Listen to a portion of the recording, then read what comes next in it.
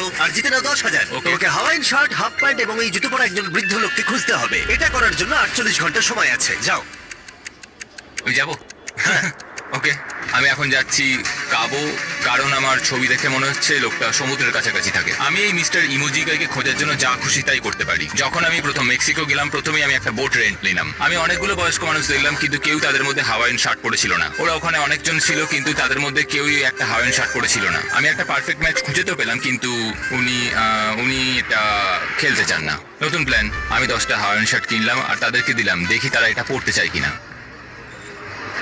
2 ঘন্টা কেটে গেছে, আমার মনে হচ্ছে এটা কখনোই কোনোভাবে সম্ভব নয়। আমি নিজেকে পরাজিত ঘোষণা করেই দিয়েছিলাম, কিন্তু সেই সময় অদ্ভুত একটা ঘটনা ঘটলো। আপনারা বিশ্বাস করবেন না, আমার সামনে কে বসেছিল। আপনাকে দারুণ লাগছে।